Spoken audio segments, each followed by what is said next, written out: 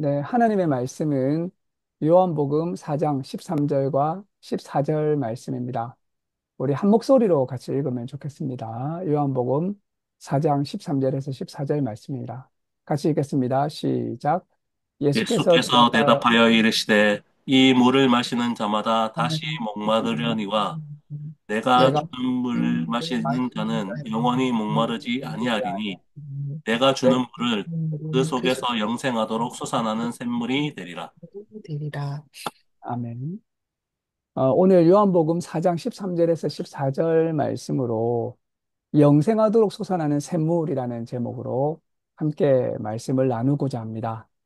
오늘 말씀을 보면 예수님이 유대 땅을 떠나서 사마리아로 가셨습니다. 거기서 피곤하셔서 우물 곁에 앉으셨습니다.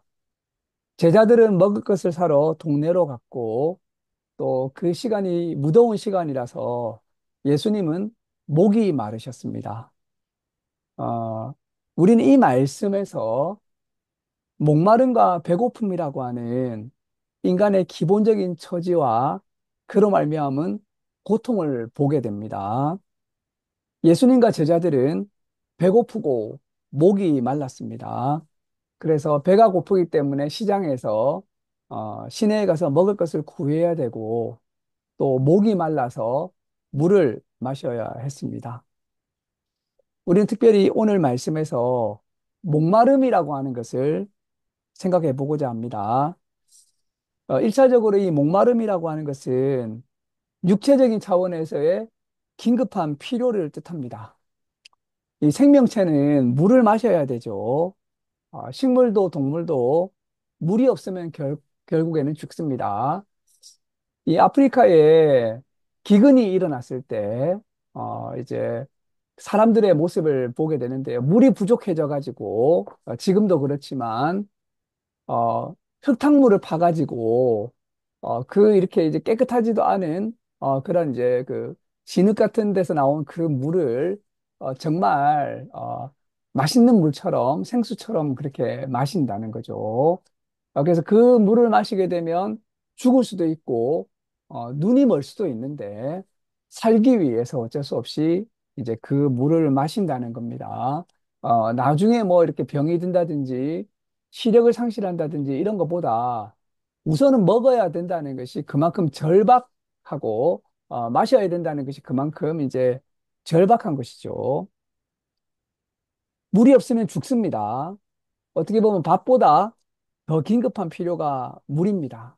그래서 목이 마르고 갈증이 난다는 것은 생명체에게는 매우 긴급한 신호입니다. 이는 이 성경의 배경이 되는 중동 지역에서는 더욱 그랬을 것입니다.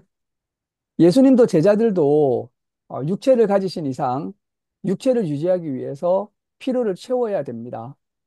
우리 예수님을 믿는 사람들도 이를 무시할 수는 없습니다. 돈도 벌어야 되고, 잠을 자야 되고, 밥을 먹어야 되고, 생리적인 필요를 해결해야 됩니다. 오늘 예수님께서 사마리아 여인에게 물을 달라고 부탁하신 이야기도 이러한 기본적이고 물질적인 차원에서의 이야기로 이야기가 시작된다는 사실을 우리가 볼 수 있습니다. 이것은 우리 생활의 이야기고, 우리가 너무나 상식적으로 잘 아는 이야기라고 할 수가 있겠습니다.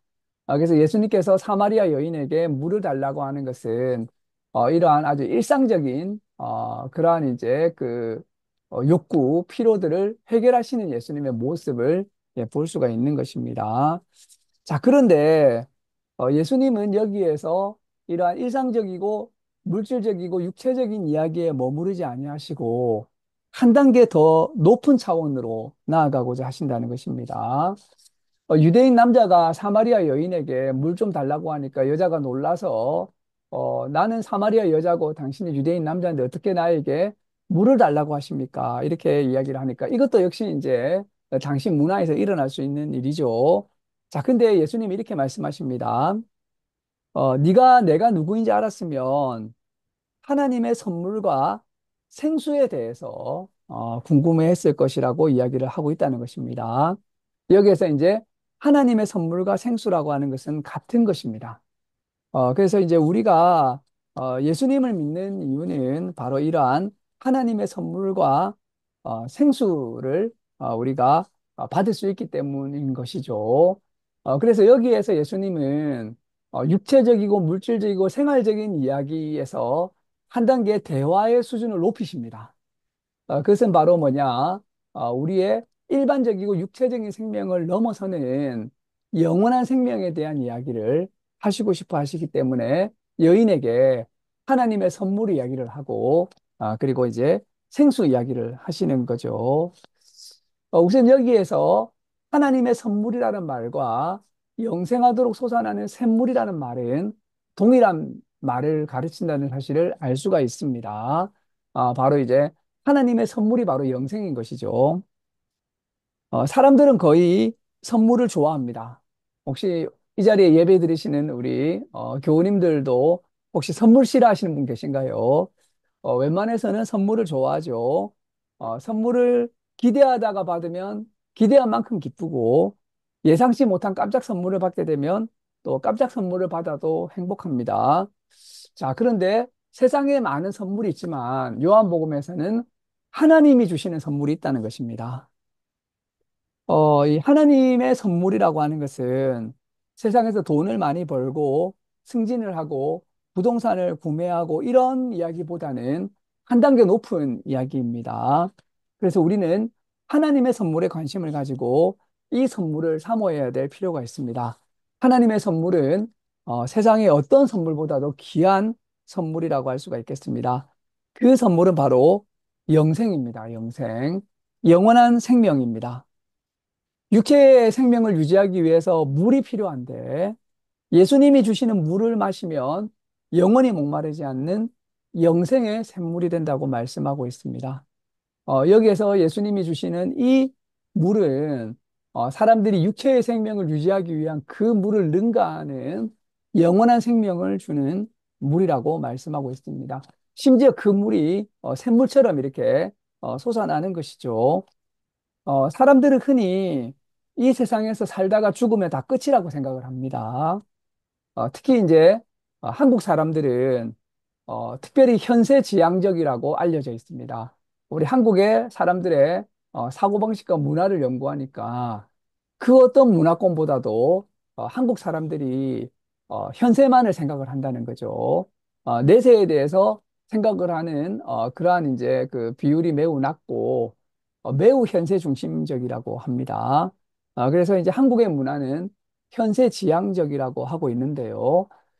이에 반해서 성경은 영원한 세계가 있다고 말씀하고 있습니다. 사람이 죽고 나서 영원히 사는 영생이 있음을 말씀하고 있다는 것입니다. 저는 신앙이 오래되고 깊어갈수록 죽음 이후에 생명이 있고 영원한 생명이 있다는 사실에 대한 이 인식이 더 깊어지게 되고 우리가 이것을 더 굳게 붙잡아야 될 것으로 생각합니다. 그런데 요한복음에서는 이러한 사후의 영생보다 또 한 단계 더 넘어가서 우리가 지금의 이 삶에서도 이러한 영생의 복을 누릴 수 있다는 것을 말씀하고 있다는 것입니다. 이러한 영생의 영성에 도달하게 되면 더 이상 목마르지 않게 됩니다. 우리 가운데 세상적인 갈망과 욕망이 있죠. 그런데 예수님께서 주시는 이 영생의 샘물을 마시게 되면 세상적인 갈망과 욕망을 넘어서서 영원히 목마르지 않는 만족에 도달하게 된다는 것입니다. 그래서 죽고 나서 영원히 살아갈 뿐만 아니라 오늘 이 삶에서 우리가 목마르지 않는 영원한 만족을 누리고 살아가게 된다는 것입니다. 이것이 바로 예수님 주시는 하나님의 큰 선물입니다. 우리가 만약 이 상태에 도달하게 된다면 더 바랄 것이 없는 거죠. 더 목마를 것도 없고, 더 갈구하는 것도 없고, 못 받아가지고 애타는 것도 없고, 부족한 것도 없는 참으로 기쁜 만족에 도달하게 되고, 세상에서 존재할 수 있는 최고의 선물을 받을 수 있다는 것입니다. 이 선물을 받고 누리면서 이 세상 안에서 영생을 살아가는 예수교회 교우 여러분이 되시기를 주님의 이름으로 축원합니다. 아멘. 기도하시겠습니다. 하나님 감사합니다. 오늘 요한복음의 말씀을 통해서 영생하도록 솟아나는 샘물에 대해서 들었습니다. 우리의 관심이 육체적인 생명의 필요와 육체적인 생명의 여러 가지 문제를 해결하는 데 급급하지 않고 하나님이 주시는 선물인 영원한 생명, 영생하도록 솟아나는 샘물에 대해서 우리가 늘 붙잡게 하시고 그 하나님의 선물을 예수 그리스도를 통하여 받아 누리게 되는 그런 귀한 예수교회 교우들이 될 수 있도록 주님 인도하시고 축복하여 주시옵소서.